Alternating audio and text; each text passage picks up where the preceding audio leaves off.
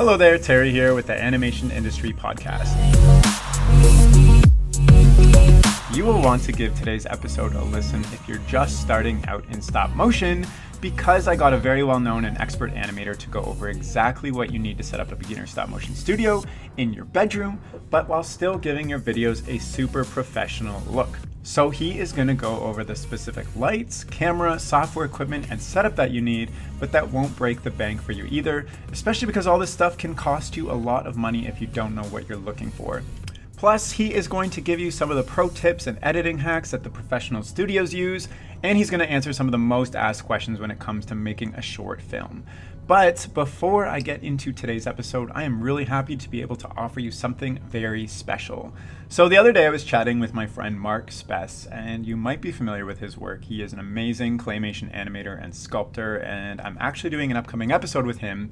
But he also runs an online store of stop motion materials that he personally builds and also uses in his work.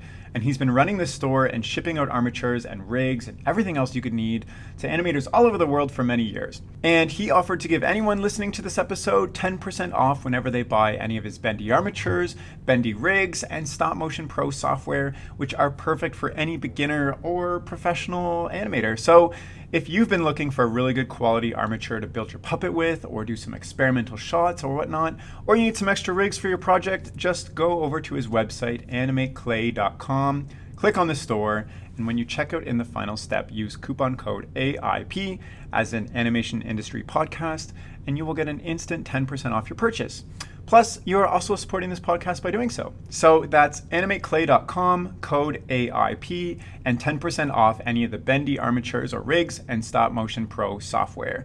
And I'll include all this information in the description of this podcast. So that's that. Now on to today's episode.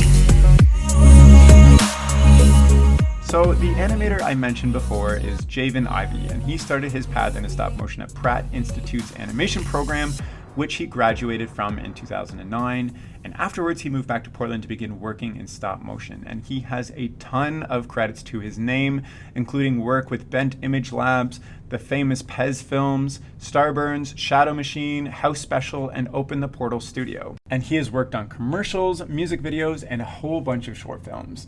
Plus, he's pretty well known in the stop motion community for his student work, where he experimented with a whole bunch of different techniques. And if you end up watching his student films, you'll instantly recognize that his style has been mimicked in many other stop motion projects. But not only is he an animator, he is also a fabricator, engineer, designer, and animation supervisor. And like I said before, today he is sharing absolutely everything you need to know about how to set up a small stop motion studio, basically in your bedroom, on a budget, all by yourself. So, Javan, thank you so much for joining me on the podcast today. What's going on with you? Yeah, pleasure to be here. Just glad to hang out and share some info and get some stuff out there. Yeah, I'm really pumped about this episode because way back when I was in high school, I just was filming with my grandpa's old camcorder and some dollar store plasticine and having a lot of fun. And I didn't really know anything about lighting or software or anything, or where to take it from there. So I do really want to talk about all that stuff. But first, I want to know a little bit more about your journey, because whenever I talk to somebody in stop motion, their journey is very random. It's not like they went specifically to school, got an entry-level job like a classic 2D animator did. So how hard was it for you to get into stop motion, and what kept you in it all this time? Yeah, I think I had the same expectation. I did go to school for it, and that was kind of a result of, I went to school late. I went in and out of community college after high school and didn't really know what I wanted to do. And then I went through a television program and took some art classes and wanted to kind of mix all that up. And I really enjoyed what animation kind of had in store for the moving image for me. So I ended up at Pratt Institute in Brooklyn in their animation program and figured out, a lot more of the nuances and information I wanted out of what animation could do. I got involved in the community. The animation community in New York was incredible and really helpful in getting started, and got to know some people. And then I graduated '08 and kind of tried to stick around New York for a while. It was a rough year that year, I would say. And then, Portland was home.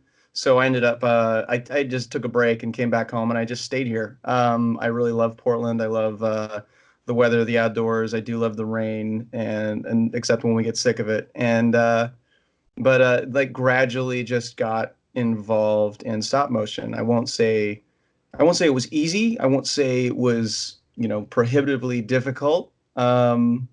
But when I got back to Portland, I had a couple connections at Bent Image Lab, partially from um, people I knew in New York that had worked with them before, and I did like an internship in like '07 during the summer at Bent as well. So that I just had a con I just had I, I was on their list that I could, call them and be like, "Hey, I'm available. Is there anything I can help with?" And they're like, "Yeah, sure, we'll give you a call when we have something." And those were kind of few. It can be few and far between. Like when you're getting started out, like I definitely have like worked in the Irish pub and I've worked in the shoe factory and I've worked in, other stuff to get by. But when there was something that stop motion had for me, then I dropped everything and went to go play in their world for a few weeks, and that was often what could get me involved and get a leg up and get a start. You So know.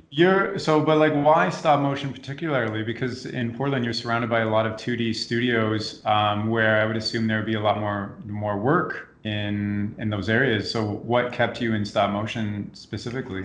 Well, I can't draw. So like from a two-dimensional standpoint, it's not something I was terribly interested in. I can get by with drawing, but I'm really terrible at like staying on model and making sure those in-betweens are right. And I prefer working like in the physical world and moving things around. And I would say I'm a very spatially oriented person.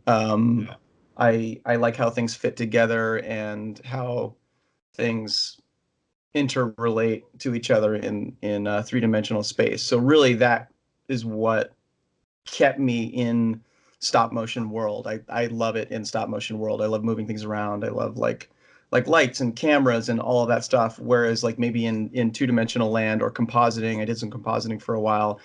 It wasn't as satisfying to like tactile sensibilities. So So, when you got your first gig in stop motion, how much of a portfolio did you have before that point in time?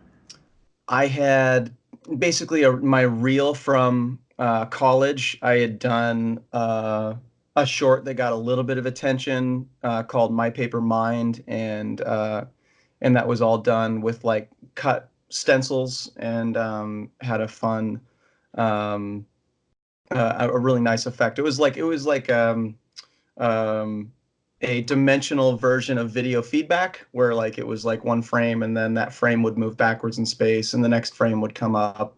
And so you ended up with this fun tracer effect in dimensional space. And I had a lot of fun exploring that. And a lot of people liked it. So it kind of put me on radar um, for like working with like David Daniels. Like he got a look at it and liked it because I mean, it was partially inspired by the work David Daniels has done in Stratacut. With if you've seen that, it's like um, going through for lack of a better term, a log of clay that's been built in such a way that you cut away layers of it to reveal another frame, and it's just a fascinating way to think. Yeah. It's very fun to try to decipher it. So I'd look up any strata cut by David Daniels, and I don't know, I find all those things really inspiring. Um, Yeah. yeah, so Uh, that kind of got attention enough there. And Andy London, an instructor I had at Pratt, also suggested to them that they maybe have a look at me. And I did an internship there in '07. I worked with Rob Shaw on a music video for They Might Be Giants called I'm Impressed. And yeah, I got to cut out a lot of paper stuff. I was working with a lot of paper stuff at the time, so it was just like a perfect fit, and I got to sort of like show off and make enough of an impression that I could come back later. Well, from when you were 7 years old? Oh no, in 2007. Oh, That's when that 2007. Okay. internship was when, yeah, it was in Okay. 2007. Um, oh, in '07. That's what I think I said. But yeah, and then even getting a start at Bent, it was like, just being a puppet wrangler and set, helping set dressing for like a commercial or something. It was all starting. I like to say I grew up in the art department when I talk about my career, in the sense that I got my start making things and moving things and building things and um, painting things and shaping things and making them ready for camera and getting them out to the stages and you know approaching everything from like a physical standpoint. And I wanted to do that. I wanted to do everything involved in stop motion because eventually I wanted to direct, or maybe so I thought. I mean, that's still maybe something I want to do, but I think I like helping people achieve what they want to see. I think is a more fascinating process to me. Yeah. So you've worked at a lot of different studios and a lot of different projects over the years, specifically in stop motion. What has been like the thing that's been really helpful in you getting to work on those opportunities? Like, do you advertise your services? Do you have like really good connections? Do you just always try to make the best like work? What has been the number one thing that's maybe taken you through your career? I think at this point it's just having been really like adaptable, and I like solving problems. I try. Sometimes it's hard, but I try not to look at problems as like problems and more as puzzles. Because you end up with a lot of projects that you come on, and it's like, who agreed to this? Why are we doing this? This is crazy. And then you take a step back and go, okay, great. Here's how we can do it. And coming up with ways of accomplishing these things is kind of a thrill to me. I've kind of got a reputation as someone who can solve problems. Um, I I don't know. I love thinking about this stuff and wrapping my head around some of the puzzles that are presented by these different weird stop motion animation projects. I love to see people thinking about stop motion differently. I love to help them think differently about stop motion. And I think the thing that has helped me the most is just being pretty versatile and more of a generalist. It's not that I'm a particularly good character animator. I can do it, but it's more that I have a good grasp of the entire process. I think that's why Yeah. people have me back, is that I'm very useful throughout the process.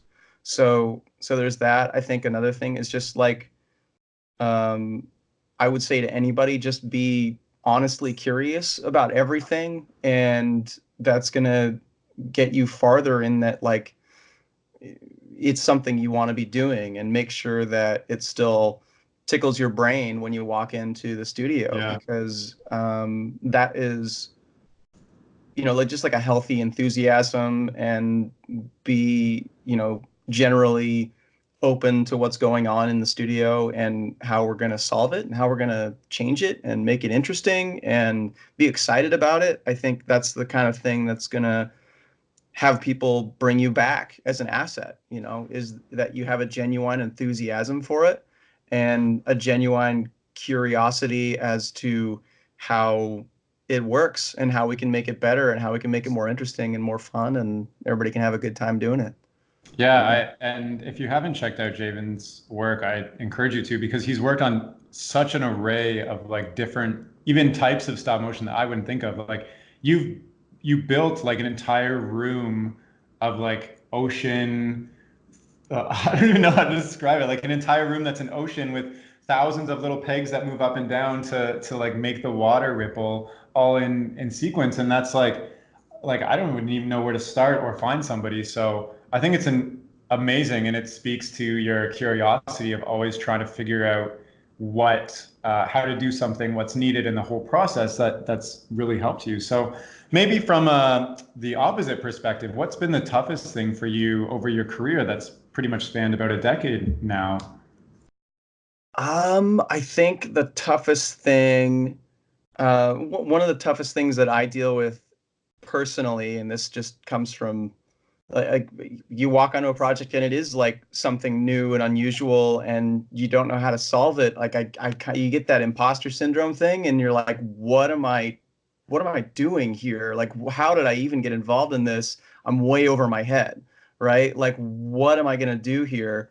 And I have learned and I still continue to learn to not listen to that and to back my own self up in the sense that I've done this and this and this and this, and all of these experiences are things that I bring to the table that are going to help me solve this problem in front of us.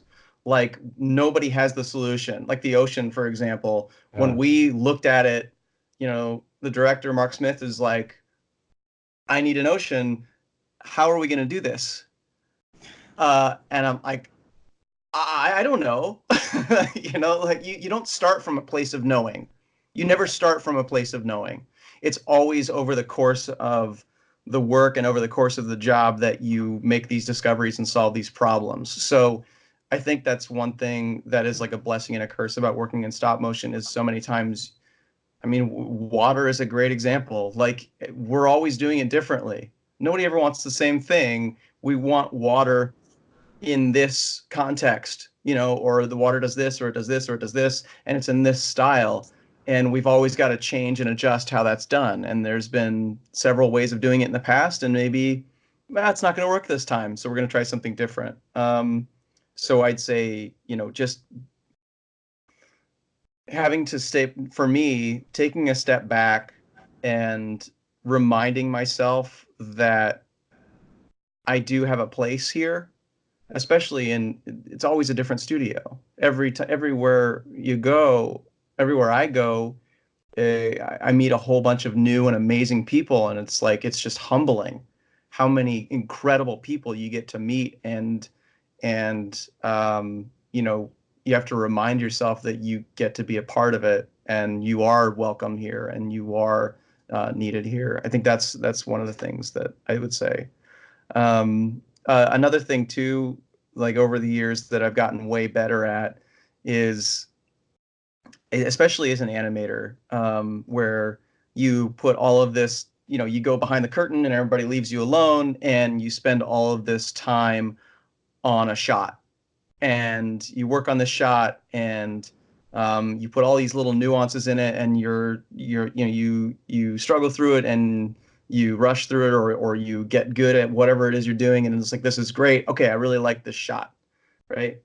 And you present that, and the director's like, no, what's going on here? I don't know. I think we got to do this one again. And it's in those moments that I've learned, the first thing I learned was that I need to take a minute. I need to separate myself physically and get away for like 20 minutes before I can come back and be like, okay, let's talk about how I can do this again. Because the first thing you have to get over in that moment, the director's ready to like talk about how to do it differently, and like, yeah, let's change this and do this when we do it again.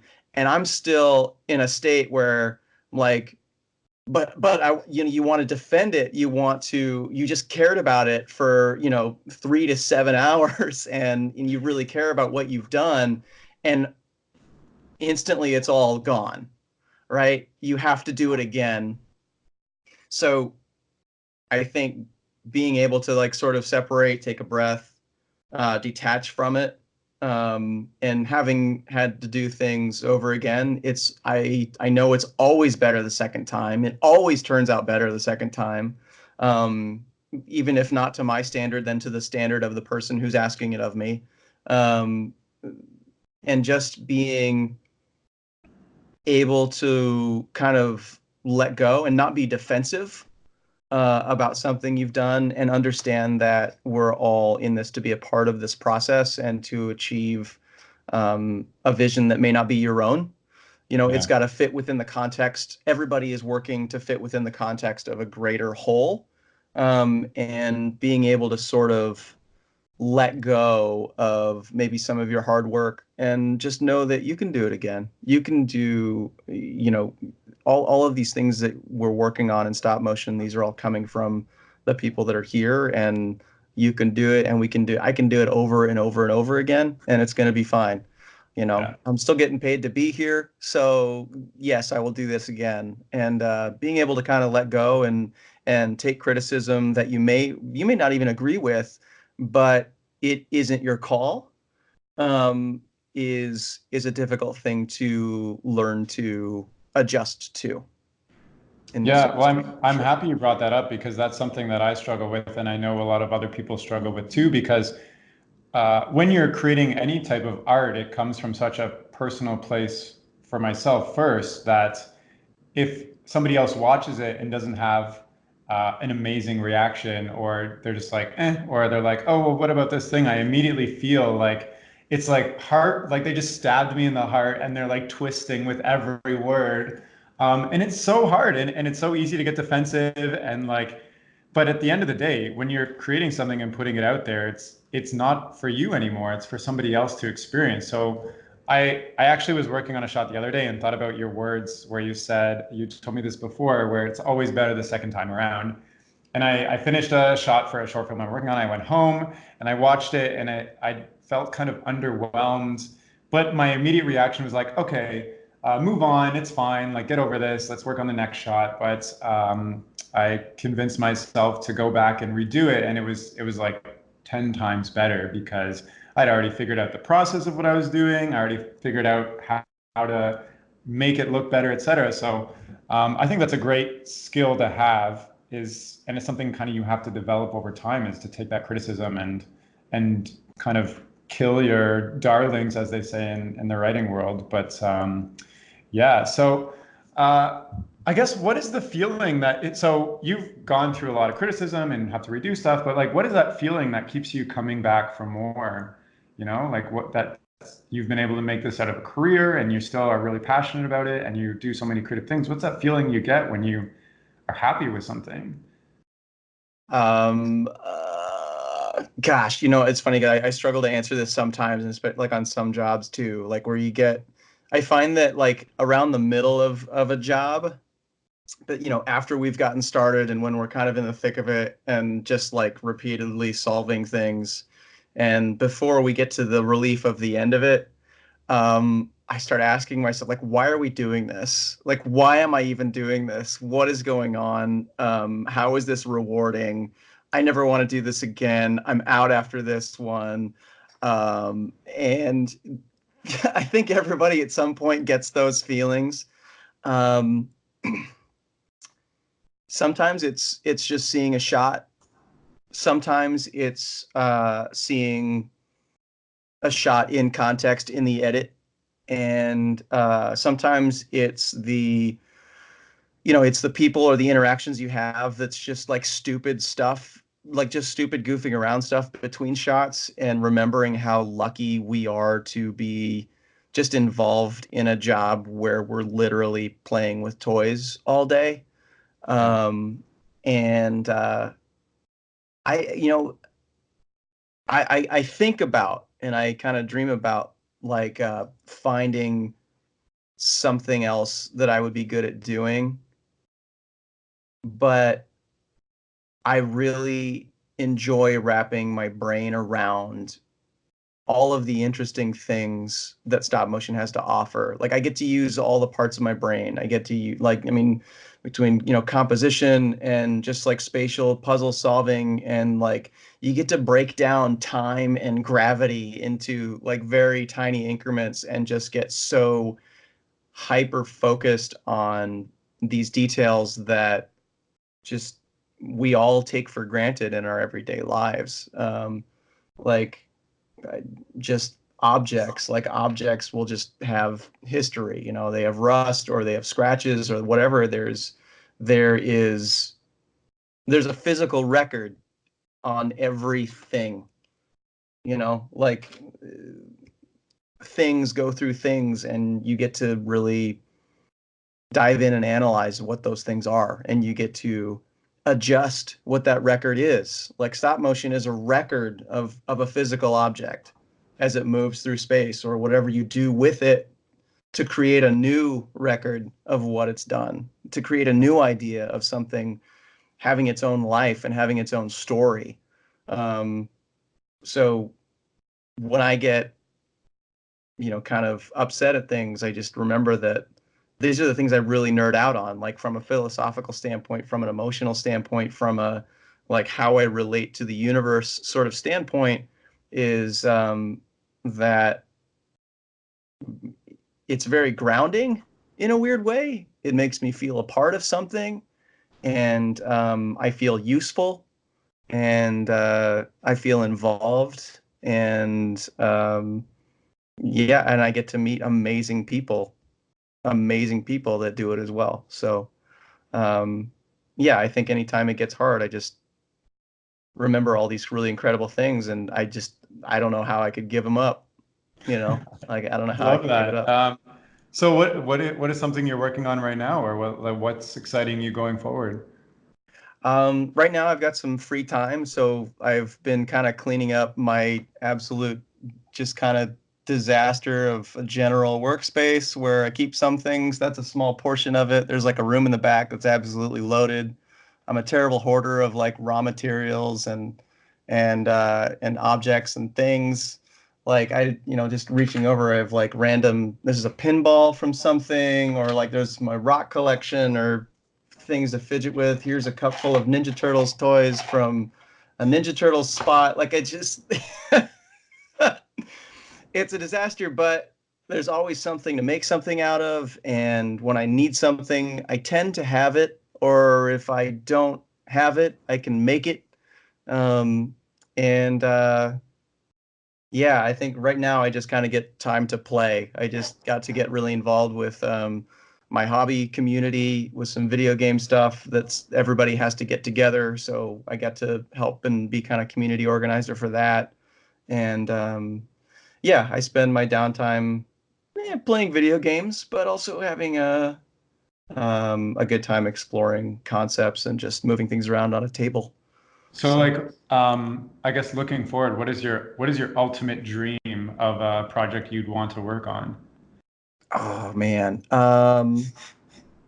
Like no restrictions in money or time or in people involved or whatever. Like you what know, you mentioned before that you were thinking of directing, and you've worked on so many different things over the yeah. years. What's something that you're really excited about working on? I think absolute dream. I've never seen this yet, but what I keep kind of like putting out and suggesting to people who maybe might have some influence over who can make that decision is that I would love to see almost like not a vaudeville show, but a nice variety program on. I don't know if it's something that Netflix does or who any of these publishers does, but I want to see short films. I want to see people doing things that are out of the ordinary. I want to see stop motion short films like kind of collected and presented.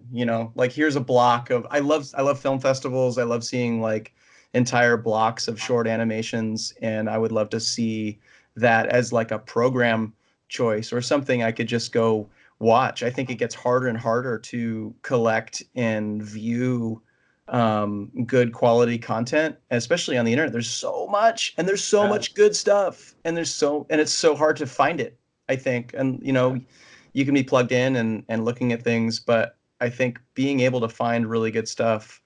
I think that's somebody. There's a vacuum there. If somebody can Yeah. find and put together the really good stuff and make it in a presentation, I'd love to see that.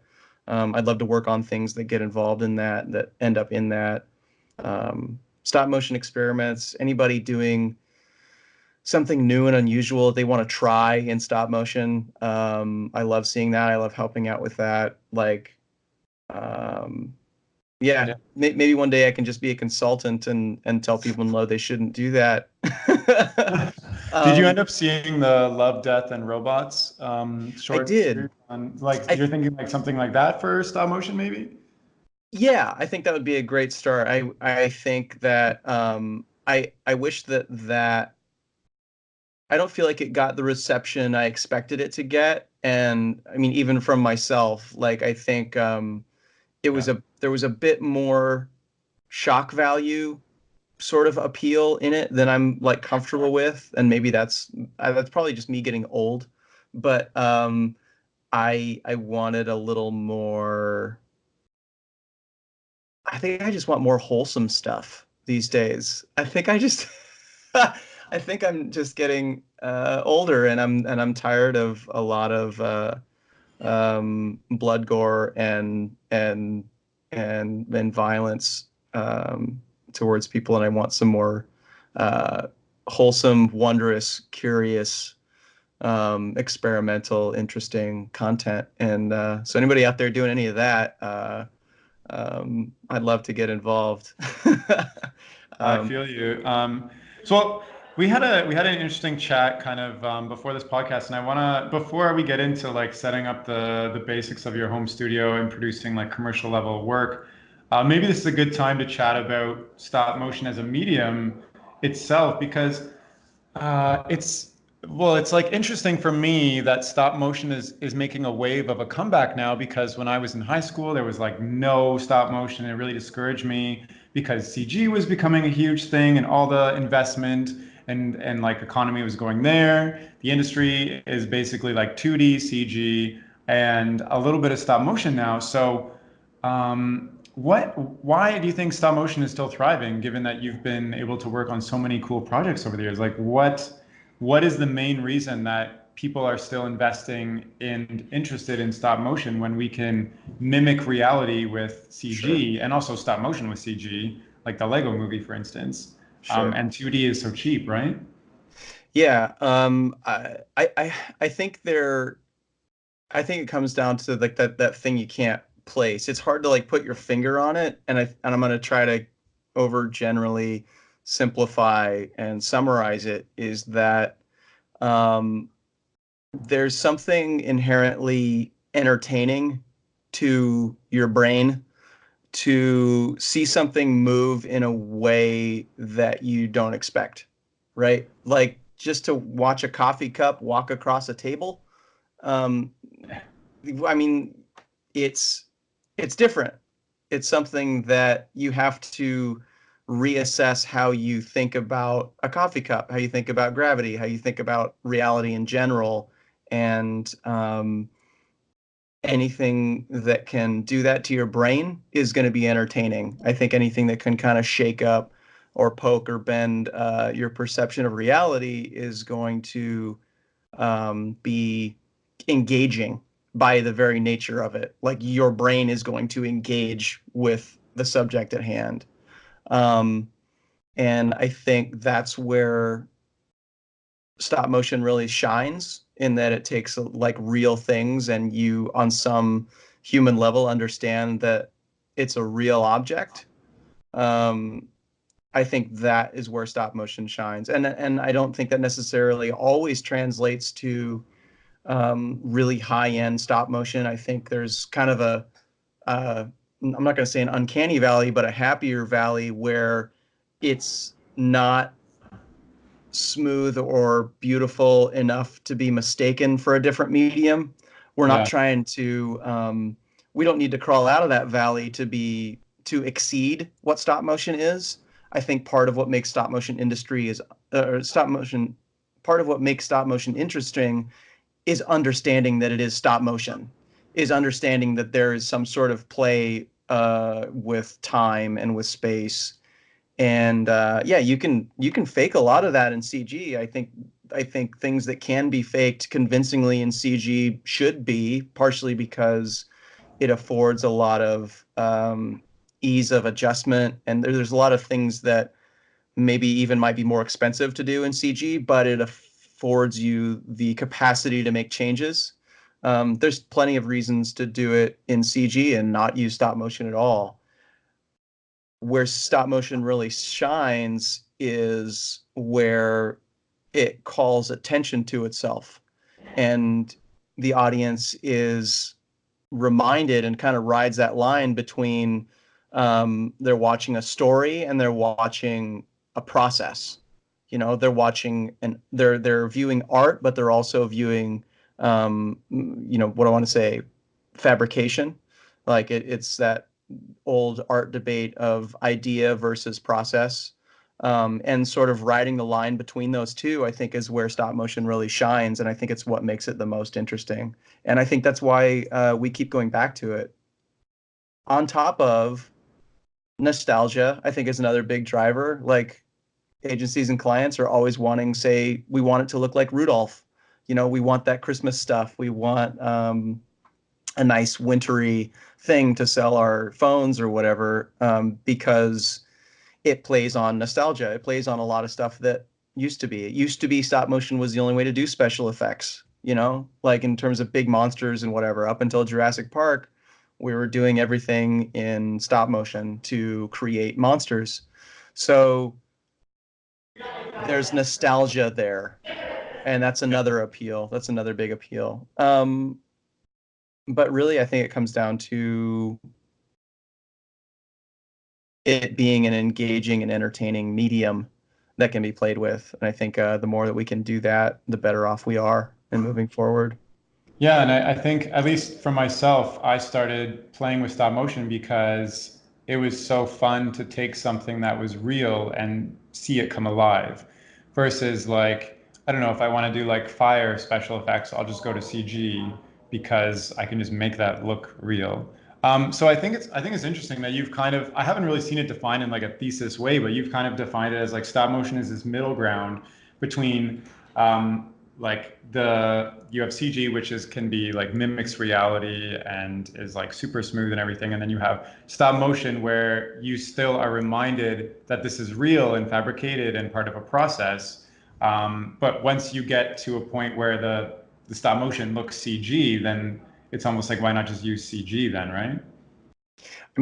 Again, that's my personal opinion, and I think there's absolutely something to pushing an art form to its absolute limit in terms of what's possible. Yeah. Like, and if that's your reason for using stop motion, more power to you. Please do it. Somebody's got to do it. Somebody has to like raise that bar of quality, and possibility, because that allows everybody else playing down here, where I guess where I am is where I want to see is, it enables us more tools to achieve simpler goals, which may have been out of reach. I mean, the incredible thing now is that we have enough stop motion tools to do all these things that maybe weren't accessible to me 10 years ago. I have tools now that I I would have lost my mind over when I was in college. Like we were doing things on a lunchbox to VHS, which even that was an incredible advancement on literally taking frames on a film camera, on a Bolex or something, on a 16 millimeter camera. So everything driving that art form, great, welcome, like please do more. That's incredible. I think that just makes it all the more accessible for these kids today to use these tools to create fun things and make stories and make objects move, or to experiment in how things move in space. I don't know. Yeah. What was the So in that, question? in that, well, it just in that light, I guess, what is something that no other medium has it been able to touch that stop motion can still touch, that makes sense only in stop motion? I think just playing with time and space, from the physical world. Like again, like stop motion is the heart of filmmaking, right? Like the inception of filmmaking is inherently related to stop motion. You have a recording of space and time. You've taken a series of images and then lined them all up to create the illusion of movement, to replay or to, see this record of time. And it will always be a core aspect of filmmaking. Like it will always be at the heart of it, at the inception of it, at the beginning of it. It's just a series of images strung together from different points in time to create its own timeline to create its own illusion of movement. And I don't think I don't think anything we can do can like take that away. Even as fast as we can get our frame rates to go, it still comes down to a record and slicing time up into little bitty parts and putting it all back together again to present it. Can you imagine a stop motion film like 60 frames per second? I don't want to. I prefer not No. to. Um, so, so you mentioned like pushing the medium and when it's right to use stop motion. Can you think of a specific example just to give me an idea of a film or short film or project or something that you think does a really good job of utilizing stop motion as the medium? Gosh, I was kind of rolling over my head. I feel like yes, there's a bajillion examples, and I'm always really terrible at coming up with one on the spot. But things like actually no, I take it back. I wrote something down.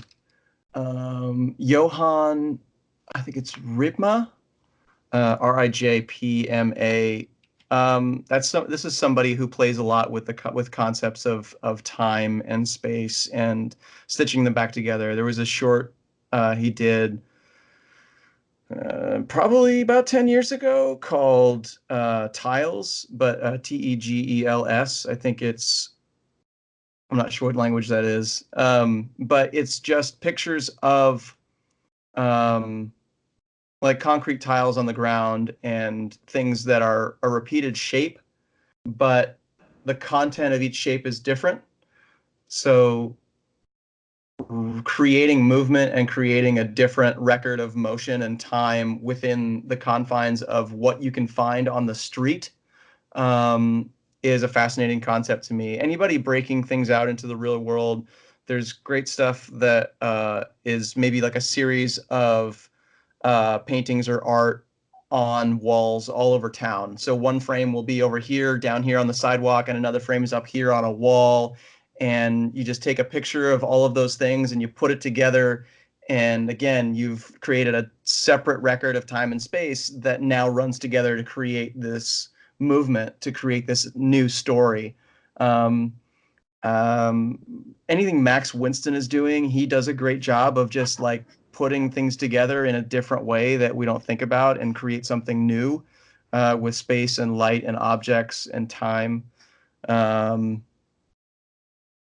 Johnny Kelly, I love his work. Has great concepts in stop motion, and is in no way limited by stop motion. And I think that's an important thing too. While stop motion is the tool to help stories, it doesn't necessarily have to be the ends of we're doing it because we're doing it in stop motion. I think stop motion is a tool to use to tell stories. So as long as you have a good idea or story to tell, um, then and stop motion is a good medium to do it in, by all means. Like I think Pest is a great example of that, and he'll tell you the same thing in the sense that he maybe didn't even set out to be an animator, but stop motion was a way for him to convey some ideas that he had. So that stop motion made it possible. So that was the medium that gets chosen for some of his ideas that he has. Um, Yeah. it's I that's like the what way you you just get said things together. about kind of starting with a story and finding the right medium that will tell that story. That makes a lot of sense. And I'm also I'm gonna include links to all these incredible people you listed in the description of this podcast. If you're listening, check out that. But so let's maybe switch it up a little bit and talk more about if you're beginning in stop motion or want to begin in stop motion, or you've got a story to tell and you've realized that stop motion is kind of the way to go. Like I said, I discovered stop motion from like playing with plasticine and Lego and like moving it frame by frame on my dresser, and I didn't know anything about lighting. And so like when I played back the first thing that I created, like the entire video is flickering like dark to light because of the clouds Sure. going by outside. I guess let's talk about what exactly kind of equipment and software and like knowledge and tools you need to, at like a minimum, to set up like a bedroom stop motion studio if you're a beginner, but still create studio level professional looking work. So maybe maybe we could talk about that. What's like the first thing somebody should be aware of, I guess, from your perspective? Yeah. I think the best place to start is to understand that you're in control, and in the sense that you're in control of the lighting, and you're in control of the framing, and you're in control of the camera, and all of those things are difficult to control.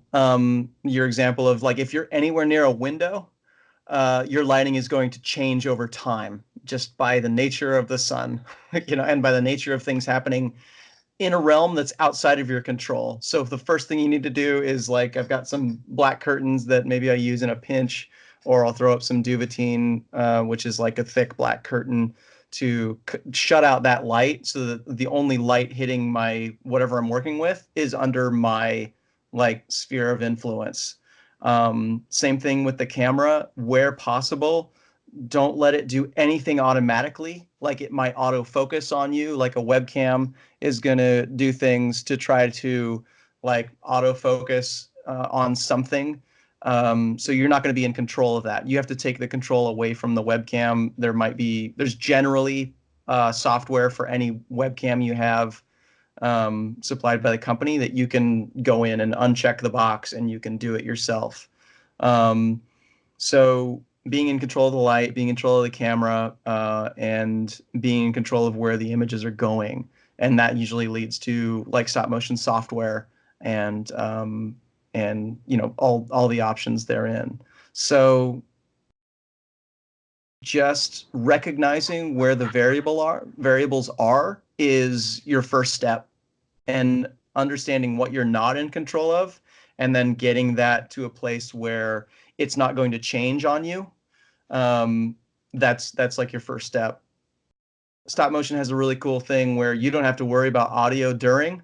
So it can be a loud environment. I can have trains going by. I can have a refrigerator buzzing. It doesn't matter. I don't care about room tone. I don't have to worry about audio. I'm terrible with audio. Any sound designers want to work with me because I'm a disaster with audio in general. I don't think in audio terms. I think in like how it's moving. So I think, yeah, start from a place where you can get your environment that you're working in under control. And this might be like picking the back room that has no windows. This might be just like, yeah, just setting aside a space in your room that is going to be not touched for much longer than you think you're going to need. It could be like, yeah, I can do this for 20 minutes, and then, as long as nobody comes in, then it'll be fine. Um, no, it's going to take longer. It always takes longer than you think. Um, so yeah, like start with a space you can control. Yeah. I like that advice because and like on top of that, for me, I've learned to just tie down everything. Like I might accidentally bump the camera or a light or even the desk and it moves an inch out of the way, but then when you watch your video, there's a big jerk right in the middle of it, and then everything changes and it just trips up your experience. So yeah, I think it makes sense to have an environment that you can control. And yeah, so let's go through everything like one by one. So let's talk about what kind of camera you need because you mentioned webcam. So if I'm just starting out, like what can I use? Can I use my phone? Should I buy a DSLR? What about my webcam? Like what's going to give me the best result? If you're just starting out, you've never done this before, like use anything you get your hands on. I mean, I'm a big fan of like, I keep a lot of crap around because I like to work with whatever I have at hand.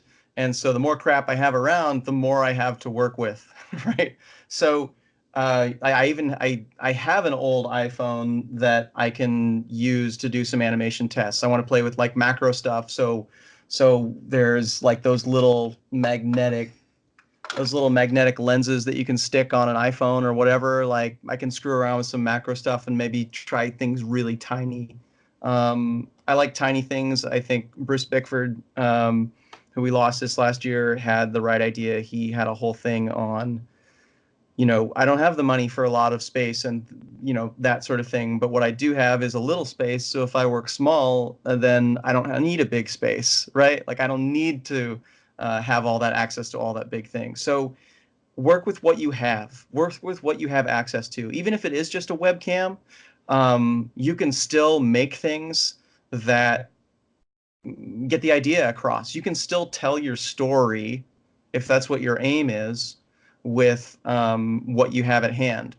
That said, you can always go up from there. Like don't wait to do your idea until you have all the equipment and all the big things and all the exactly the right stuff, because you'll never get it done. I'm very guilty of the Plus, same you might thing. not even know if you like doing it, right? Like you might Oh buy all yeah. the equipment and then realize you hate the process. Yeah, I think the important part of your story, even and my story and everybody's story, is that it's something you're drawn to. And if you find you start playing with this stuff and you don't like playing with this stuff, don't do it.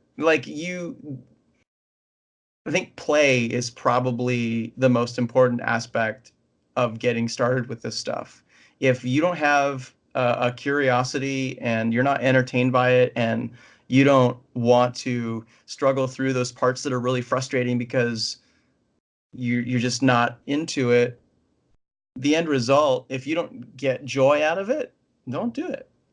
I think that's one of the biggest things about stop motion and why people get stuck into it, is because we honestly enjoy the process of it. It's a fun thing to go from just anything. I just keep grabbing things just to like go from an object and make it like wobble across a desk, and you play it back and then it's its own object wobbling across the desk.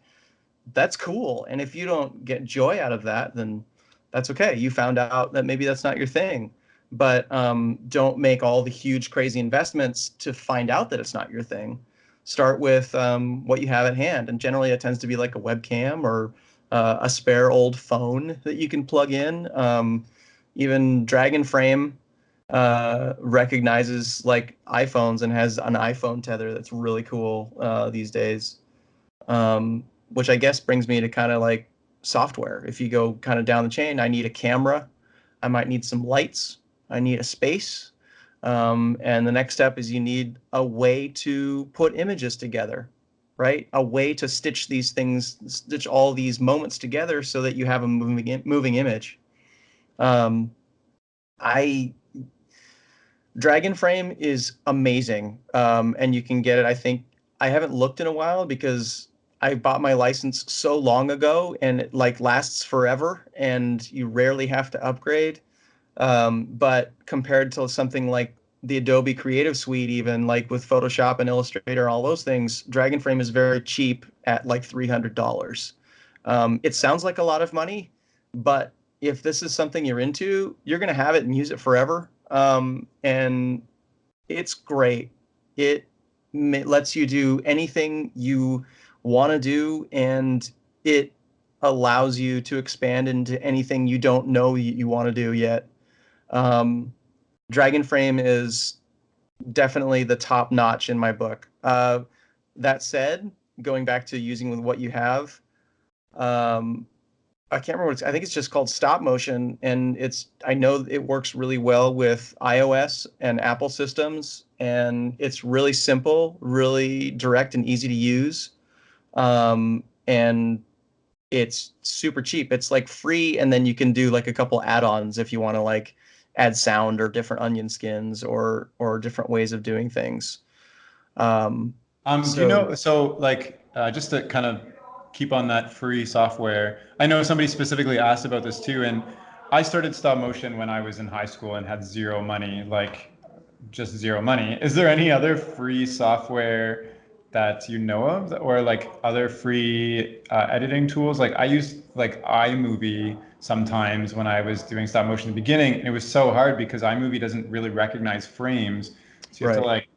like clip down a video clip to like the minimal point as possible and put them all together, which takes a lot of work, but it still has the same effect. So do you know of any other free softwares perhaps for the computer or whatnot? Um, Gosh, not off the top of my head, just because it's been so long. There used to be That's ones fair. called like way back when, like I used like I think it was called iStop Motion. It wasn't an Apple product, but they were jumping on the whatever naming conventions that Apple was using at the time, just to kind of Blend, but it was called iStop Motion, and that got me through for a while. I think there's one out there called Stop Motion Pro, but I've never used it, and I don't know how. I think it's very cheap, and I think it might be ready to go.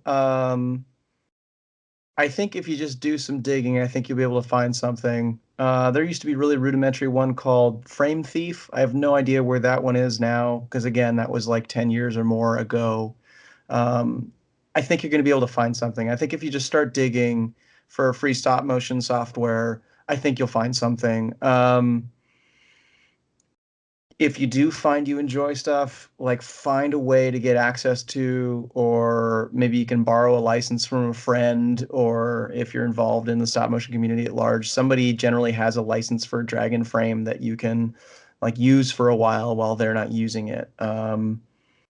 Because it's worth looking into because it just makes things it has a good interface that it's very robust. You can do all of the things that you think you're going to need to do with it. I know I just made a speech about work with what you got, but it's it's a good one to have access to if you have. Well, no, I think that's a good point too, because there's a huge value in finding a community of people who are into the same thing as you. For me, that was stopmotionanimation.com, but and where do you go for connecting and with other stop motion animators? I mean, fortunately, I'm involved well enough that like I will call someone I know, and that goes to assistant camera people, or people that do lighting, or people that build puppets, or people that do armatures, or riggers, or puppet fabricators, or sculptors. So I have a pretty good network that I've built up over the years of like people I know I can just ask questions of when I'm really in a pinch. But oh my gosh, there's such a wealth of information out there just on the internet. There's a guy on YouTube that I really enjoy watching, Edu Puertas, and I believe he's in Spain. And I've just been following his journey of like getting better at machining armatures and doing stop motion and building his little studio. And he has a wealth of information. He's been doing like tests of like how much to wrap your wires or don't wrap your wires, or what wires to use. And there's so much information. I haven't found the time to catalog it all, and I don't think anybody will. I think again, your curiosity is going to drive you, and let it, and just learn how to search because it's out there and there's people that do it. And absolutely do not be afraid to, yeah, email or message me, or anybody that you find and enjoy their work, because I would say 85-90% of the time, these people are more than willing to give you an answer or to help you find something that, you wouldn't even think about. Um, the stop motion community is much smaller than you think. It's a lot of very incredible and humble people, and they're all very generous with their time and techniques and information. So I think the trick there is just don't be afraid to ask. Find the people that are doing things you want to try, and ask them how they do it. Yeah. Well, thank you also being for being so generous and sharing your knowledge on this podcast.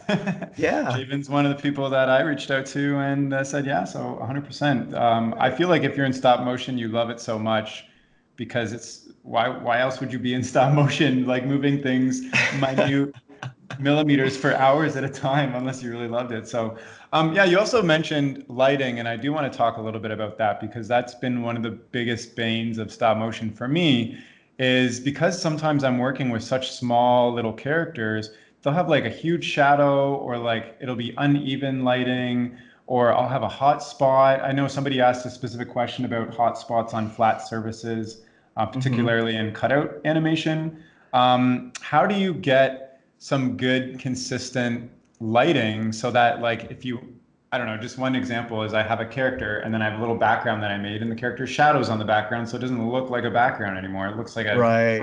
cutout that's just behind the character, right? So Right. how do you get some good like good coverage lighting that looks professional, but also on a dime too? Sure. I think yeah, that's a good question, and there are so many answers, and so many of them come from just like an understanding of how light works. Like, don't be afraid to just go to the library and get books on photography. They're gonna have everything. Like everything I know about lighting has been, I took some photography classes in like community college and college, and that kind of got me a rough start.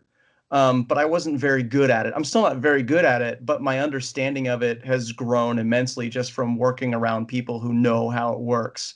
Um, Look up angle of incidence, and there's entire like tomes of how that works and what that means and how lights work.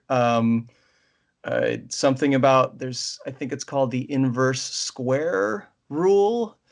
Something about doubling the distance and quartering the light or half the light. And it's all of these like things that are very hardwired into physics. Like these are things that you're just not getting around, and you have to find how these tools work. Um, I have like a couple suggestions for like flat plane stuff. Just understanding that if I have a camera, it can see like in a wedge, right? Like, let me see. Just a second. All right. So my camera, it can see like that sort of wedge, right? And if you follow that wedge to, I'm going to say the bottom of the frame, it can also see if this is a reflective plane, it can also continue that wedge. Like a wedge would keep going down through the table, but that wedge is going to continue bounce back up. And I'm going to be able to see all that in that area if it's in reflective. So if I have any lights between here and like here, like in that wedge, I'm going to be able to see them in the camera in the reflection, right? It's like playing pool on a pool table. You know that if you bounce it off that wall, it's also going to come down at the same angle to come down this way. Um, you have to think about that when you're looking at optics, when you're looking at lights and how they bounce. Um, Smaller lights, the smaller the point the harder the shadow will be. So like a broader light, let's see if I can turn one on. Like up here, I've got some just like, they're just like fluorescent bar lights. I think these are actually LED. They're really light. And I think they're pretty cheap too. So if I'm starting out, That would take some work. That's all right. I'm not going to do it. If people are listening, they won't be able to see it anyways. But I will Fair post it enough. on YouTube. So if I'm just starting out and I'm in my bedroom and I have like one incandescent bulb in the ceiling, what can I add to that or take away from that to get some good basic lighting for what I want to do? Desk lamps. I Desk think lamp. desk lamps on swing arms are so great and very helpful in terms of putting a light where you need it. Um, and go ahead, like light up the shadows that you see. Like just dump a bunch of light in there to chase them out. Um, but yeah, angle of incidence equals angle of reflection. That's like just something that sits in the back of my head, and that helps you with those things that you have the camera up and over and you're looking down on, like any paper animation or stuff like that. You want your lights as far to the side as you Ah, can. You don't want them directly overhead because then that does like give you weird hot spots that are just kind of bouncing and reflecting off of whatever surface you're looking at because that's bouncing straight back up into the camera. It's like imagine if you were holding a flashlight next to your head and pointing it at yourself in the mirror. That's what you're going to see. That's right. what the camera wants to see. So the farther off to the side you can get that, I think the better off you're going to be. And the hardest part then is just kind of keeping things even. So you kind of want them. You kind of have to split the difference between as far out and as far in as you can get Gotcha. without the So, camera. well, that makes the reflection of incidence or whatever it's called, that makes a lot of sense to me. I never actually thought about it like that before. I'm gonna have to research that. So, maybe like two or three desk lamps are gonna be good for your rudimentary stuff that Yeah. you need to do and spread out. Actually, I just thought of something that I started doing recently because the tech woman at Sheridan College helped me out with the lighting because I was dealing with hotspots. She just aimed the lights at the ceiling, which actually ended up reflecting evenly over my set, and I had never thought to do that before. Yeah, So, bounce. um, bounce, yeah, the bounce. Yeah, like that helps you like get it effectively makes a nice broad light for you. Like right now, I don't have like a desk lamp pointed at my face. I have it pointed at the wall. But if I point it at my face, it's a Yeah. disaster. Um, but it's another like visual one that doesn't translate. But yeah, like if you want to get a nice broad even light, use a bounce card. It's just a big white, just big piece of poster board from wherever you can get it, and point the light at that away from your set, and then that way you just get nice soft shadows. Nothing's really hard. The smaller the source of light, the harder the shadow. The Yeah. sun is very far away and very bright and a very tiny thing in the sky, and that's why you end up with very sharp shadows everywhere that the sun casts, right? Whereas if you bounce a light off the ceiling, then you have a nice, almost like overcast light, right? It's like the clouds are in the way. You get soft shadows on everything, right? Yeah. Cool. So at this point, we've talked about kind of the camera you need, the software setup, block out or control your room, block out all light, etc., and some of the lighting. What are some other tools that are really helpful when it comes to stop motion before you even get like a character or clay or anything like that? Wire. Wire, yeah. Aluminum wire, just so much wire, just little ways of defying gravity. Because as soon as you start animating, you're going to find you want a character to jump or fly or float, or something needs to move through the air and it needs to appear unsupported, or you just need something to hold it up there. Even fishing line from above. If you don't have a way of painting things out, go old school and use fishing line. Just You're going to need a lot of tape and a lot of maybe something malleable to hold things up like clay, and all of this is leading to what all of these things are called rigging, right? And anytime you use something to hold something else up and keep it where you want it to be, you've rigged it. It is rigged. You have used rigging to hold it there. And you're going to need a lot of rigging, and rigging ranges from bubble gum to highly machined, intricate parts. So, Have you used bubblegum before? um, I can neither confirm nor deny that. I think at this moment in time, I joke about that, but like I use a lot of sticky wax, which has a consistency that's a little bit, could some days be like bubble gum.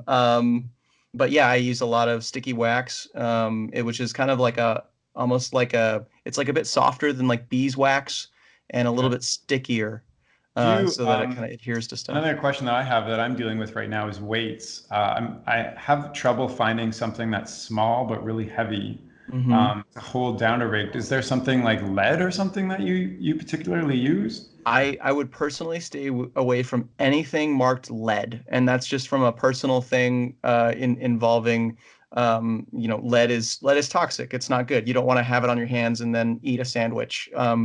It's not good for you. We try to not use it. It's very tempting because there's some like lead sheeting that you can put under a piece of cloth that makes it really beautifully malleable. Just don't. Just don't. I think your long-term health is gonna thank you for not using anything labeled lead. But in terms of like, so steel, in terms of weight, steel becomes your kind of next go-to, as being something nice and heavy. Like, use, if you have some weights, like literal, like, bench press weights laying around, or somebody with a weight set.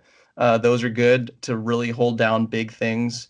But another thing to maybe look at, if you can't get like a weight on the back of like an arm that reaches something or over something, just look at how you're, how do I want to say this? How you're structurally orienting something. Because if you've got like a foot, this is another visual thing. Like if you got a foot with an L and the bottom part of the L is under the object that you're supporting, you're not going to have to worry about how much that surface weighs. Whereas like if you've got a weight over on this side of the set and you've got an arm that has to reach across the set, you need more weight at the back. That's just levers. You want to keep that lever as short as possible. So if you can actually just change where the fulcrum is, you don't need as much weight, if that makes sense. But yeah, like weight sets.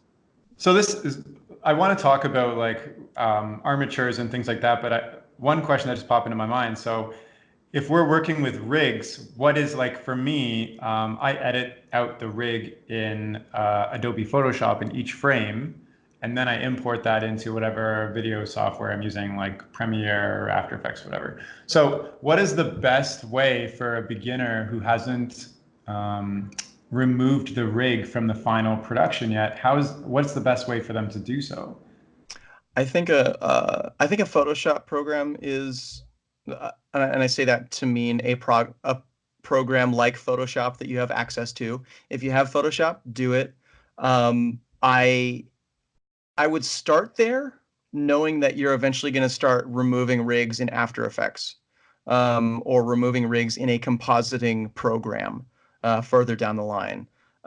Because doing it first, like frame by frame and physically sort of like painting it out and using a clean plate, which is an image of the set without the puppet in it. That's what you're going to use to replace any part where the rig is showing in the frame. You're basically going to cookie cutter out the rig to reveal the set. Do it in like something like Photoshop first, because that's going to give you a better idea of how rig removal works. That's going to conceptually ingrain in you what you're doing in compositing. When you're then working in compositing, it makes more sense, and you'll be able to sort of get your head around solutions when there's rigs all over the place, because we no longer have any regard for what it's going to take after we shoot it. It depends on how mean an animator is going to be to you as a compositor. But like coming from a place where I did compositing and I did have to edit out my own rigs the hard way, has made me a better animator, a kinder animator to the people who have to then composite out like rigs and things that they have to hide from my process. Does it make it like, should I be painting my rig like green or something like that to make it easier for green screen or masks or anything, or does that even matter? There, there are several schools of thought. I think it depends on one, it depends on the compositor. It depends on the background. If you're using a green screen background, yeah, green rigs are good. If you're using just the set itself as the background and you're using that as your clean plate, um, depending on your puppet and what your puppet looks like, will depend on what you want to do to that rig. If it's a light colored puppet, you might want to put black tape around your rig. You might want that to be a nice contrasting line where it meets the puppet. That will get a good result. If it's a shiny surface puppet, you have a different issue to worry about. It is a very case by case basis, and often we'll be on set. I won't even have the answer. We'll have to bring down a person from VFX or post to look at it and be like, oh, please paint that white. Oh, please paint that black. Please use green here. Actually, what would be really great is purple, or something like that.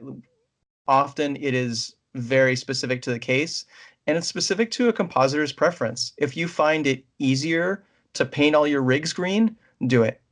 If you find it easier to just leave them naked and just hide them and paint them out in post, do it. I think whatever, especially these days where compositing technology has gotten much stronger than when I was doing it more regularly, I'm always surprised at what compositors asked for. So, sure. Kind of, if I'm just starting out, should I even be worried about rig removal? Like, I know that I can, if I want to put together a portfolio of stop motion, for instance, I can not worry about compositing at all and still just show all the rigs and everything, and that should be fine. Is that right? From your From perspective? my perspective, if anybody is looking at your reel to judge you as an animator, they don't care about your rigs. They don't care about seeing your rigs. They don't care how well you've removed a rig. Um, they care about what your animation looks like. They're looking at the character. I, as an animator or an animation director or anybody else on the show who's looking at your reel and your footage to judge your animation, isn't looking at your rigs. Don't worry about removing them if you're putting together something for a reel. Makes Um, sense. yeah, So now we've kind of talked about like all the equipment and setup and like some tips on that, but maybe from like putting together a portfolio perspective, what is something that somebody should be animating? Like, you can use clay, you can use armatures, you can use physical objects, like you can have like a book jump up and down. If you want to go I want to make a career out of this from a commercial standpoint, what are some of the things that you should start from the beginning to animate? yeah. I think you know, animators start with the bouncing ball. I'm partial to physics, so if I can see something like loft in the air and come down and bounce or hit the ground with weight, that's helpful for me to judge. If I'm looking at someone and judging their character animation, I want to see something walking with personality. It's one thing to just make it walk, and that's its own difficult thing. It's another thing to make it walk with purpose or with hesitation or with a limp or with a struggle, like that anything that tells a story. If I look at just a snippet of animation and I feel like there is something more implied, if there is a story or a circumstance that's implied, like that's a big plus. If you can relay an idea through your animation, if you can relay a feeling or an emotion through your animation, that's what I think is most important. Sometimes it's not about having the perfect arc. That's kind of my preference, but people are also going to be watching your arcs, as they say. There's a whole podcast episode on arcs. Look up arcs in animation and study how that works because there's a whole deep thing about arcs. What else? Yeah, I want to see. I'm a physics guy. I like to see things have weight, and because we have to fake that in animation, we fake gravity, we fake weight, we fake size. So anything you have that is light, if you can make it look heavy, if something is heavy and you can make it look light, anything that shows something different from what it is, that's going to help you stand out. I think that's going to show an understanding of animation. Yeah, and just for clarity, arcs are like going from like point A to B, not in a straight line, but in like a flowing, interesting line using like the principles of animation and stuff like that, right? Yeah. Um, cool. So why don't we chat about like what you're actually animating? So should I go out and buy an armature right away to start testing out stuff with that? Should I just start by animating what's around me? Like if I don't know where to begin, what's a good place that's gonna teach me the basics and give me a good understanding of what stop motion is really like as a process? Yeah. While I would say I don't do a lot of clay work, I don't know a lot of people who do a lot of clay work. I think clay is a good place to start. Like I've taught like fourth graders stop motion, and I mean Legos are great. Legos are handy. I'm still using them. You're just gonna see more Lego stuff out of me because I treat them like my clay. I can make different shapes out of them and make them jump and explode and do different things easily, quickly. It's a malleable thing. Um, I think if you want to do character stuff and you don't want to build your own armature, buy an armature. They are expensive, so that could prohibit doing it. Make one out of wire first. Um, put it together with something that hardens, like a propoxy or something. Please use a respirator when you use it. Or like there's some great plastic that is like malleable when it gets to a certain temperature and then cools off. And but make your own armatures out of just wire and something hard or blocks of wood. Just put two legs and stick them into just a chunk of wood and just try two legs and see what two legs gets you. You don't have to animate a whole body to start with. That's a lot of work. It's a lot of work to animate an entire character. So start with pieces, start with little things, start with segments. Um, Try an inchworm, just try a piece of wire. I think I'm somebody who just grabs whatever's nearby. So grab whatever's nearby. That's my suggestion. Yeah. As for the wire armature, I was doing it wrong for so long. I wasn't twisting my wire. So like after three bends, it would just break. So Yeah. twist your wire. Well, I Um, mean, there's different schools of thought on that too. Fair enough. Okay. Like it depends on what you're looking at. I am not a fan of twisting wire. I am a fan, however, of like bundling wire with and then using thread to wrap it to hold it together, and that way it kind of like slips across itself and doesn't stress it out as much. There's so many ways of doing it. Again, yeah, check out Edu Puertas. He is a good sort of he actually has a YouTube video on whether or not to twist wire, and it's very interesting. I've I seen a found lot it of stuff. I fascinating. haven't seen that one. Yeah, So if you're listening, cool. don't twist your wire or twist it. Who knows? Uh, so sorry, I just lost my train of thought. I do have a lot of questions that were kind of submitted to me specifically for you in regards to the starting out as a beginner or like whatnot. So maybe we can just go through those kind of to wrap it up. Yeah, that'd be great. Cool. So I'm just going to go through them. What is the most useful tool for stop motion, like when you're Oh, animating?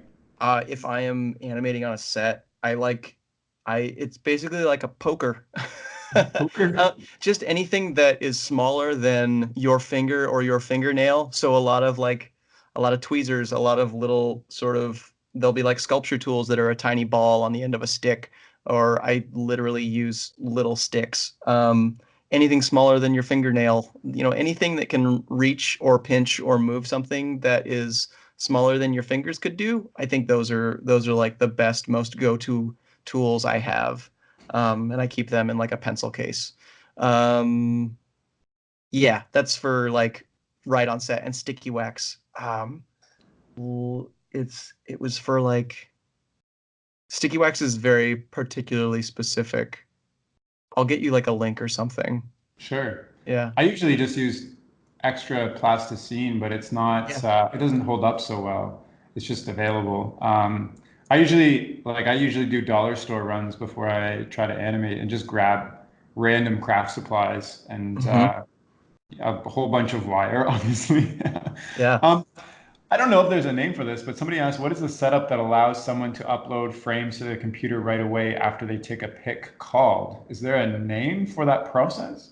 Oh, I saw that. I feel like I this is like a great pop quiz because I should definitely know the answer to that, and I'm sure that there is some sort of like um better industry name, but I want to just say frame grabber, and that goes back to like the frame grabbers we had that were lunch boxes. We called them frame grabbers, Fair enough. and they literally just took a frame and stored it so to be replayed. So I don't know if there's a more. I think there's probably a more technical term for that these days, but I don't know what it is. That's all right. Yeah. What is the best lens for good depth of field and crisp close-ups? Good depth of field and crisp close-ups. Um, that's more of a question for a DP or a camera assistant. Yeah. I know what I like to use for like a crazy depth of field, and being closer up with like a crazy type, which is to say, oh, I know. What I need to know about this question is, does great depth of field mean I can see more clearly? Or does great depth of field mean you get a nice portrait look where where the subject is in focus and everything else is out of focus? Because for Uh, me, great yeah. depth of field is very shallow, very small, and I mean, it's like, that's what I assumed as well. So maybe is there a lens specifically used for that? Like, I don't know, 50 millimeter or something like that? yeah, one direction or the other is better for it. And I think I want to say narrower lenses. There's good math on this. This is again like a photography textbook thing that I'm gonna really embarrass myself if I try to answer. But I will say like I like a much shallower depth of field. I like running it. It's more to do with your f-stop. I mean, I like running it somewhere between um you know two what is it 2.8 and 5.6. But whereas like you're going to get better, what the lens can do is probably going to be found somewhere between like 8 and 16. Okay. Um, and yeah, tough question to answer. That's a lot more in-depth optics question that there's literally books written about that can give you a wide set of answers for. Fair enough. I really like this next question because it's something that I feel like everybody faces at some point with a character, and it's about blinking. I personally have like spent a lot of time trying to find a natural blink. Mm, Lately, I've been shooting on the thing I'm working on right now. I'm shooting 24 frames per second, and I found that an open eye, one mid eye, and then like 5 frames of close, and then mid eye and then open eye looks pretty good. But I don't know, like what are your rules of thumb? How long should they blink for? How often should a character blink to make it look natural? sure. I think nobody's gonna like the answer to my question, but it depends on the character. Like if you I think that's a good point. is your character languid? Is it a tortoise? Like is your tortoise just kind of sleepily blinking? Is your hair just very rapid and blinking all the time? And every time it shifts its eyes from left to right, it blinks. I do find that you um, blink more when you change what you're looking at. So if a character is looking from left to right, I will often use a blink to hide um, I do moving that an eye too. from left to right. Yeah, like it's all whatever's necessary. And so you can add character to a character depending how fast you blink the eyes. Um, Sometimes it's limited to what you what you've created. I mean, like if you're sculpting your own eyelids, you can end up with as many as you want. If Yeah. I'm on a set, I've got like a quarter lid that is on all the time to give the character just a generally sort of sleepy look or a tired look, and that's their general expression. If you walk around with your eyes wide open for the whole shot, like there's not personality there. So there tends to be some sort of relaxed eyelid, and then if that eye is going to close, um, if it's rapidly looking from somewhere and blinking several times, like I'll go straight to a closed lid, just because that's all it needs. If I'm on twos, ones is going to be a different thing where maybe you do want like a half lid, or maybe it makes more sense to go from a quarter open to three-quarters closed to completely closed. That gives you kind of like a settle into closed, and then you want to snap it open. So you go back to three-quarters and then all the way to wide, to like look at something or be shocked about something. I think um, there's an efficiency to blinks. You don't have to use them all the time. You just start to get a sense of when it feels best to blink. If you're that character and you're staring at that thing, when do you blink? When does it feel natural? Yeah. And you start internalizing this stuff, and as a character animator, you are acting.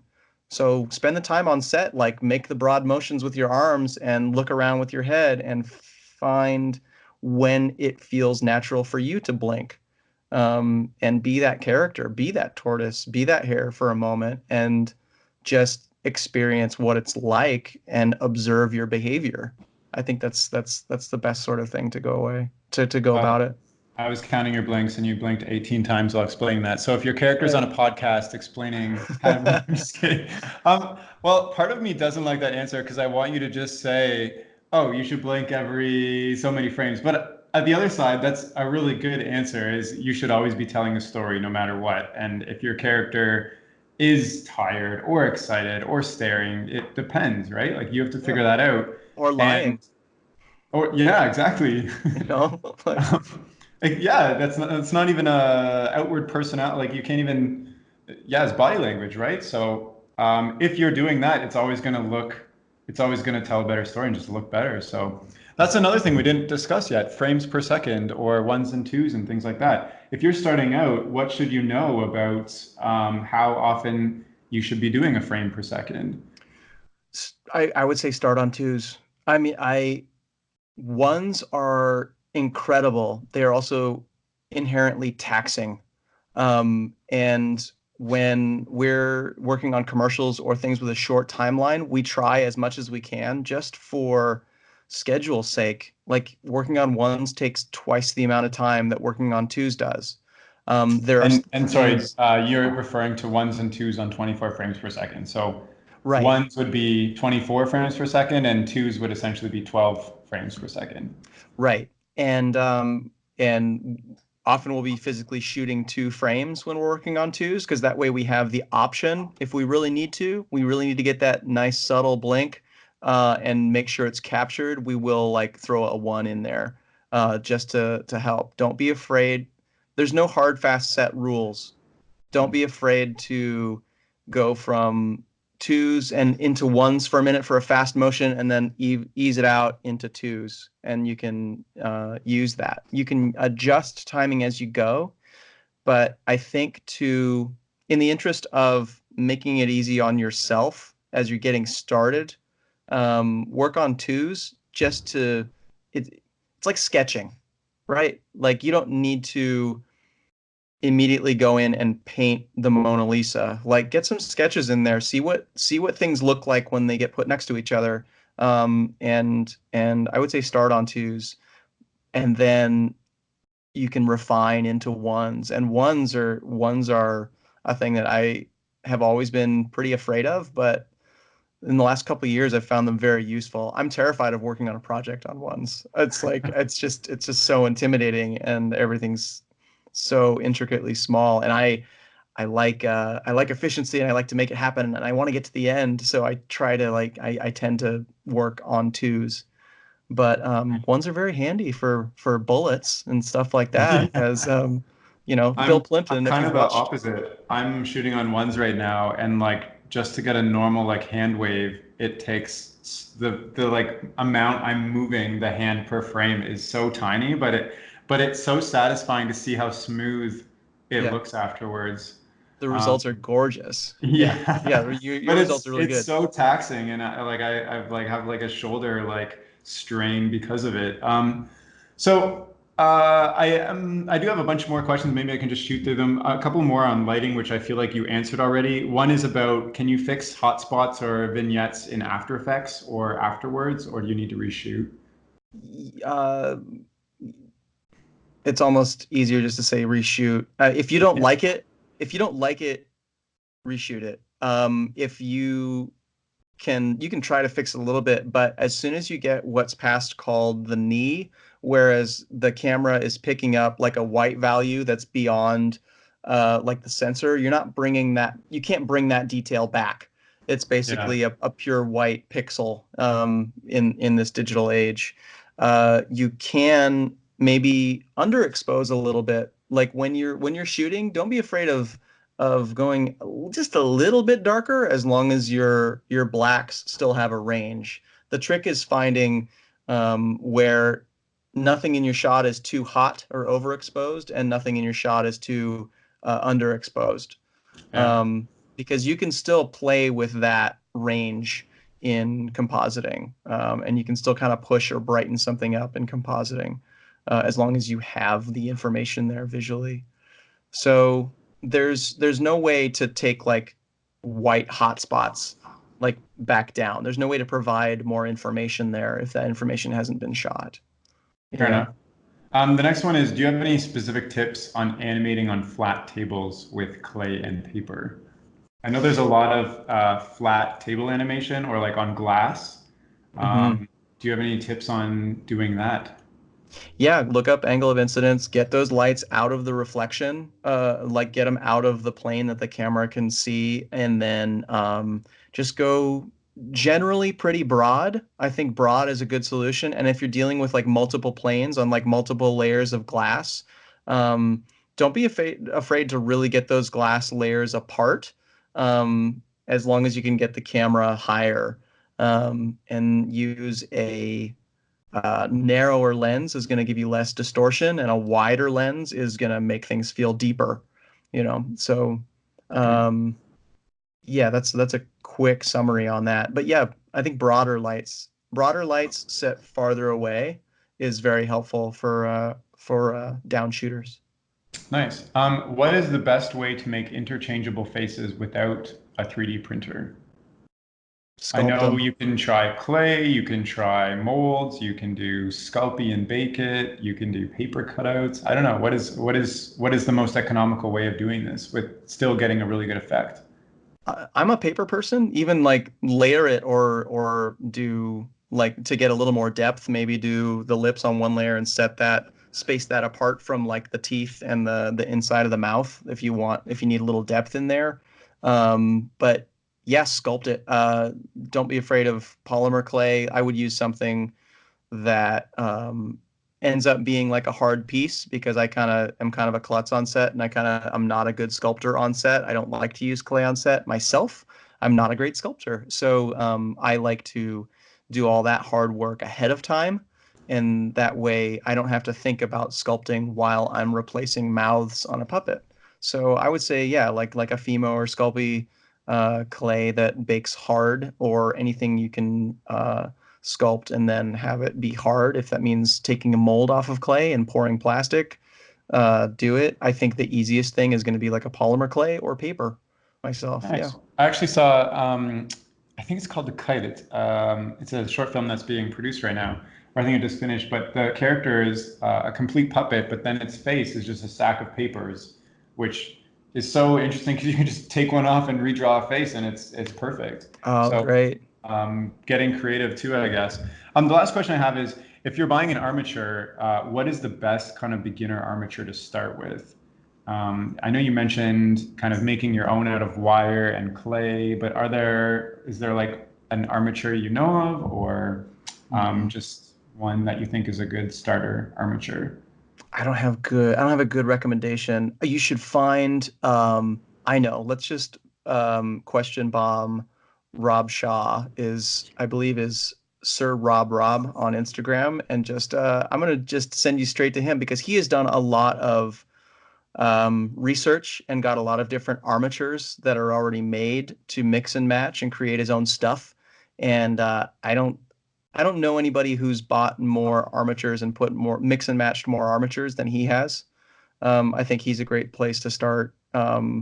But also, people have been having a lot of success, I feel, recently with Sticky Bones. That was that Kickstarter that happened a couple of years ago that are finally just got delivered maybe a couple months ago, and I'm seeing people really enjoy using them. So if those are now available, I would say look up Sticky Bones. They're not directly just skeletal armatures. They're more of a complete human figure, but they have incredible articulation, and would help you practice character stuff. I've seen a lot of people animate those on Instagram, and they're and it just looks like a human too. It's great. Yeah. I think, yeah, I just went through the questions and that's pretty much all of them. So do you have anything else to share? I know we've been talking for like an hour and 40 minutes. Oh, that's I think fine. this is the longest Sorry. podcast I've done so far. Oh, no. Yeah, no, I mean, yeah, if I have any advice, it's just stay curious. Just stay Yeah, curious and keep exploring. And yes, there are rules, but there are no rules. I like that. Yeah. Well, Javen, thank you so much for coming on the podcast and sharing all of your experience and wisdom and like all these interesting thoughts on physics and whatnot. I don't know if you can hear me like clicky clacketing away on my laptop, but I've been writing everything down. I'm going to include a list of everything you've mentioned in the description of this podcast. So if you're listening, and want to check that out, Great. do so. So thank you so much. It's been a real pleasure to have you on the podcast. Yeah, it's been great to be here. Thank you very much for having me. Now, if you are still listening and you have questions for Javen or want to check out his work, you can do so by following him on Instagram under the handle Javanable, or by checking out his Vimeo page where you can see his show reel and all of his short films. And just a reminder also that if you're starting out in stop motion and you're looking for a really good armature or rig, you can head over to Mark Spess's website, animateclay.com, and use coupon code AIP to get 10% off any of his bendy armatures or bendy rigs, and even a copy of Stop Motion Pro software. And that is all for now. Thank you so much for listening. Okay, bye.